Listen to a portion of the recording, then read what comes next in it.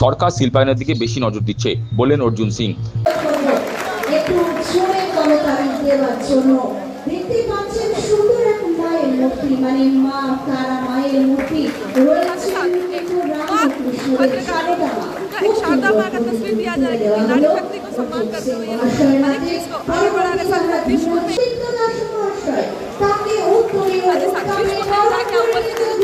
सम्मान किया जा रहा है बीजेपी नेता नीरज झा के द्वारा। সরকার শিল্পায়নের দিকে বেশি নজর দিচ্ছে। রবিবার বিজেপির বীজপুর 4 মণ্ডলের উদ্যোগে আয়োজিত স্বেচ্ছায় রক্তদান শিবিরে হাজির হয়ে এমনটাই বললেন রাজ্যের পরিবহন ও শ্রম দপ্তরের মন্ত্রী অর্জুন সিং। এদিন মন্ত্রী বলেন, যারা সারাদিন কঠোর পরিশ্রম করেন সেই জুট মিলের শ্রমিকরাও রক্তদান উৎসবে সামিল হয়েছেন। এটা দেখে আমার খুব ভালো লাগছে। দলীয় কর্মীদের বেশি মাত্রায় সেবামূলক কাজে নিয়োজিত থাকার বার্তা দিলেন রাজ্যের মন্ত্রী অর্জুন সিং।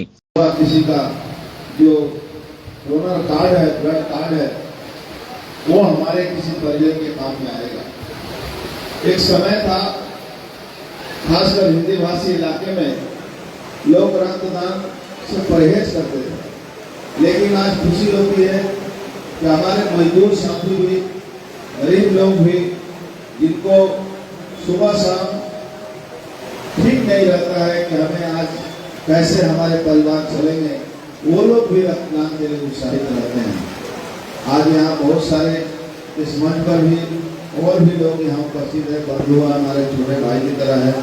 मैं सभी लोगों को इस रक्तदान को सफल बनाने के लिए हार्दिक अभिनंदन करता हूँ। आने वाले दिन में और भी सामाजिक कार्यों से जुड़े रहें और भी समाज के लिए काम करें। हमारी जो सरकार है ये इंडस्ट्रियल इलाके के ऊपर विशेष नजर रखे हुए है। आज दुर्भाग्य है कि धीरे धीरे पश्चिम बंगाल से इंडस्ट्री पलायन कर चुकी थी, लेकिन आज हम नए ढंग से पुराने जो इंडस्ट्री है हमको फिर से चालू करना और नए इंडस्ट्री को लाने की हमारी कोशिश जारी है। आप निश्चित रहें, आने वाला दिन बंगाल सोनार बांग्ला होगा, इसमें कोई संदेह नहीं है। धन्यवाद, नमस्कार। অপরদিকে বীজপুরের তরুণ বিধায়ক সুদীপ্ত দাস বলেন, রক্তের সংকট মোচনে গোটা বীজপুর জুড়ে রক্তদান শিবির করার পরামর্শ দিয়েছিলাম। তবে রক্তদাতার সংখ্যা যাদের বেশি হবে তাদেরকে পুরস্কৃত করা হবে। সংক্ষেপে দু একটা কথা বলি যে আমরা আমাদের সরকার গঠন হওয়ার পর মানুষ আমাদের বিজয়ী করার পর আমরা বলেছিলাম যে আমরা সম্বর্ধনা সভার পরিবর্তে রক্তদান শিবির, কারণ সম্বর্ধনা একজন ব্যক্তির হয়, তার থেকে ভালো আমরা যদি এই রক্তদান শিবির করি তাহলে মানুষের প্রয়োজনে লাগবে এবং প্রচন্ড গরমের সময় যে রক্তের ক্রাইসিস হয় সেই ক্রাইসিস আমরা মেটাতে পারবো। আমার তো মনে হয় যে সারা পশ্চিমবঙ্গের বোধহয় বীজপুরই প্রথম রক্তদানে আমরা হয়েছি এবং বীজপুরের মধ্যে আমরা বলেছিলাম যে আমরা পুরস্কৃত করব যাদের সর্বোচ্চ রক্তদাতা হবে। এবং আমার অত্যন্ত ভালো লাগা একটা গর্বের জায়গা হচ্ছে যে প্রবল বৃষ্টির মধ্যেও মনে হচ্ছে এখন অব্দি যা খবর যে এই বীজপুর মন্ডল 4-এ অমিত চৌবে এবং বিরাজদের নেতৃত্বে আপনারা মনে হচ্ছে প্রথম পুরস্কার পাবে। যদি এটা শেষে বোঝা যাবে, কারণ বৃষ্টি হচ্ছে এখন অব্দি যা হয়ে গেছে।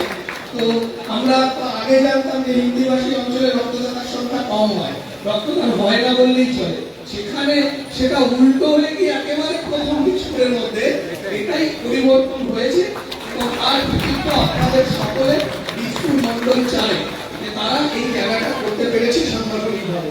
এভাবেই তারা এগিয়ে যাক, এই অঞ্চলের মানুষের দুঃখ দুর্দশা বা যা পরিস্থিতি বিগত 15 বছরে ছিল সেই অবস্থা কাটিয়ে উঠে মানুষ আলোর পথে এলো বীজপুর মন্ডল 4-এর নেতৃত্বে।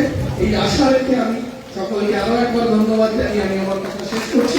ভালো থাকবেন সকলে। জয় হিন্দ, বন্দে মাতরম, ভারত মায়ের জয়।